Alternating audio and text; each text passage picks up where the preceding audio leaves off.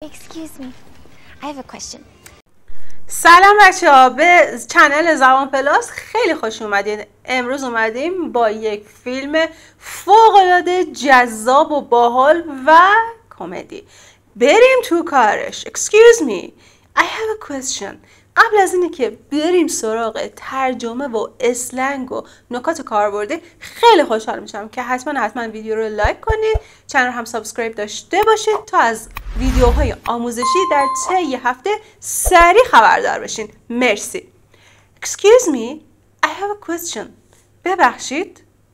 برای جلب توجه مؤدبانه، نه عذرخواهی مستقیم. یه سوال دارم. I have a question. بریم سراغ مترادف هایی که میتونیم به جای excuse me به کار ببریم.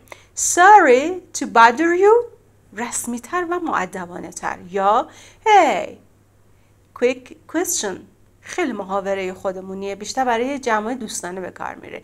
یا got sick خیلی غیر رسمیه و باز هم بین افرادی که حالا با هم دیگه دوست هستن به کار میره. یا mind if I ask something مؤدبانه تر و حالا یک کوچولو غیر رسمی تر هست. خب به جای I have a question میتونیم بگیم Can I ask you something مؤدبانه و پرکار بود. یا I was wondering ملایم و غیر مستقیم. یا need to know something این هم خیلی محاوره هستش. خب بریم سراغ چند تا نکته گرامری. Excuse me یک imperative polite هستش، یعنی یک جمله امری مؤدبانه. You در اصل که توی جمله بوده حذف شده، چون که توی انگلیسی بسیار رایج هستش که بگی excuse me، دیگه you رو نمیخواد بگی.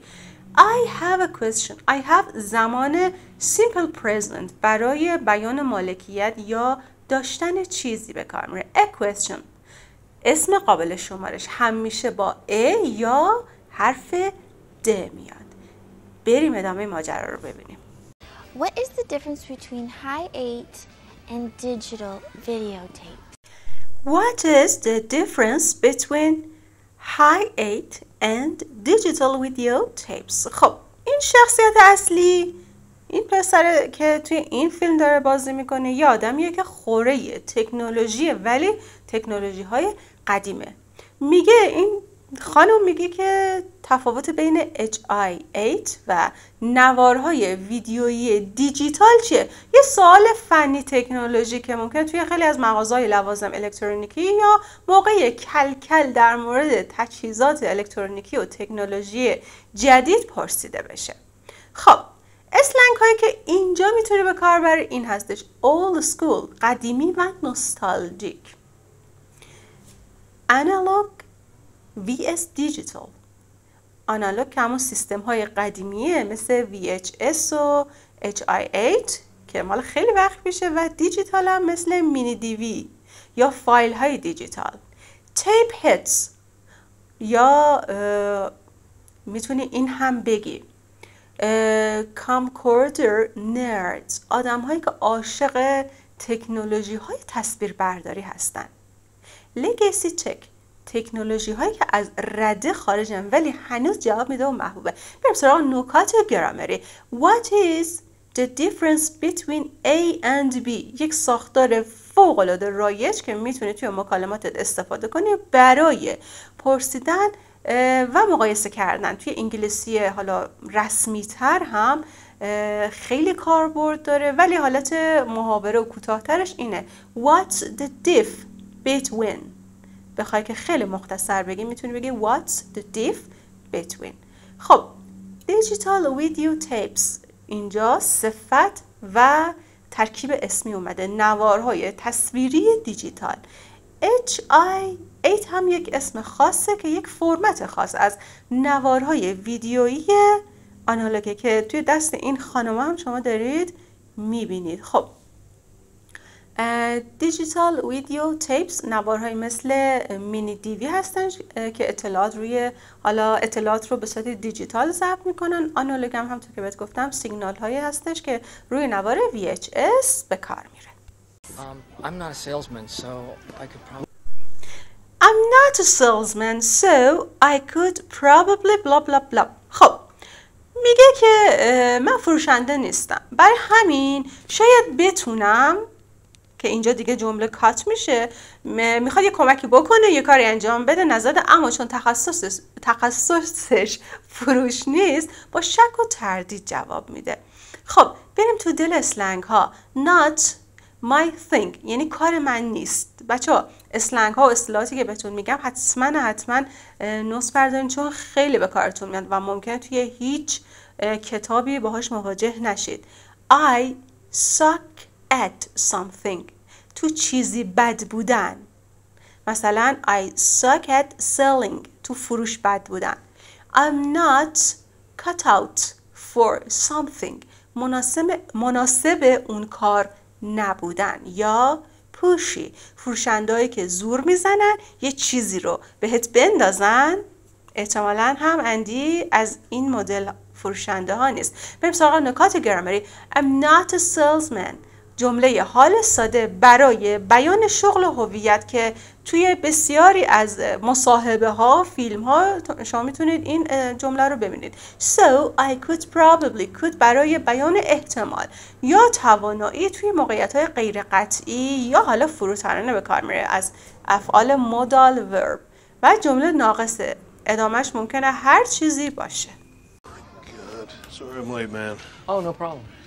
My God, sorry, I'm late, man. No problem, nope. خب ببینیم که معنیش میشه چی. یه دیالوگ پرکاربرد بچه ها توی موقعیت های دوستانه و نیمه رسمی خیلی شنیدید. خیلی راحت هستش و میتونید استفاده کنید. My God یعنی وای خدا، او خدای من. Sorry, I'm late, man. ببخشید دیر کردم رفیق. مثل dude.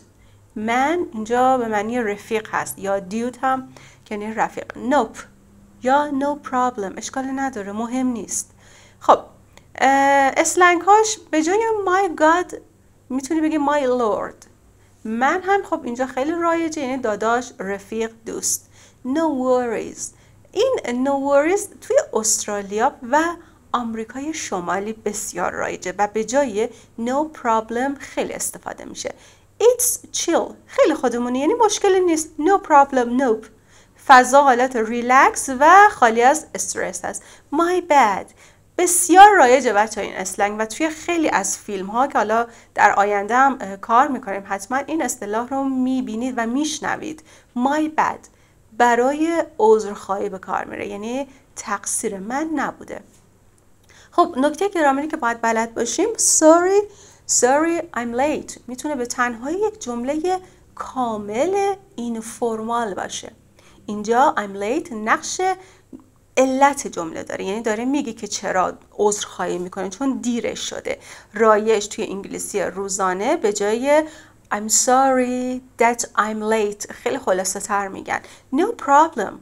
جواب مؤدبانه و بسیار رایج که به هر نوع عذرخواهی داده میشه و خیلی وقتها بدون فعل استفاده میشه. no worries که گفتیم توی استرالیا و آمریکای شمالی خیلی کاربرد داره. بریم ادامه جریان رو. Andy, my man. You got any plans later on tonight? Andy, my man, you got any plans later on tonight? بچه ها یک دیالوگ بسیار سبک آمریکایی، یعنی دقیقا از اون جمله هایی که توی فیلم های کمدی مثل این فیلم خیلی میشنوی. خب میگه اندی رفیق داداش برنامه امشب چی داری یا برای امشب برنامه داری؟ یه جور دعوت غیر مستقیم یا مقدمه برای حالا کار خاص و رفیق بازی یا پیشنهاد خاصی هستش. خب اندی مای من، اندی جون یا داداش اندی یا اندی عشقی، هر کدوم از اینا که خواسته میتونی ترجمه کنی. You got any plans؟ برنامه داری؟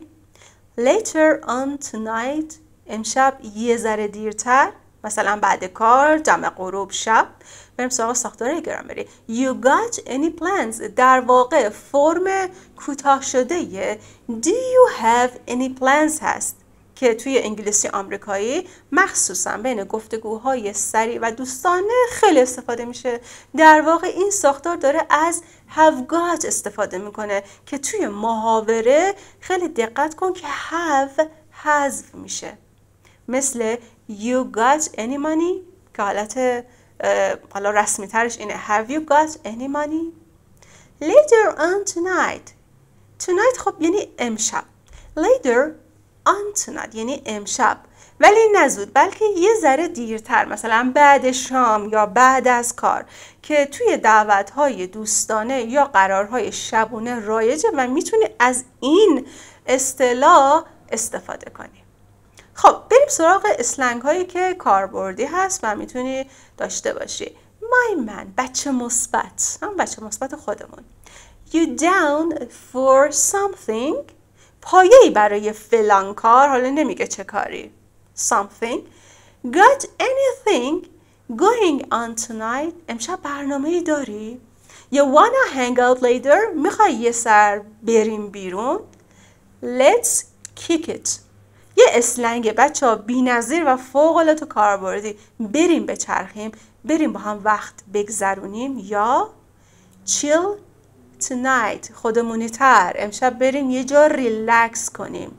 این هم میتونی به کار ببری توی مکالماتت. خب دوستان، به انتهای درس امروز از این فیلم رسیدیم. امیدوارم که خوشتون اومده باشه از این اصطلاحات. اگه میخوای ببینی که جریان از چه قراره و کلی اسلنگ و اصطلاحات باحال یاد بگیری، حتما آموزش‌های بعدی رو دنبال کن. مرسی.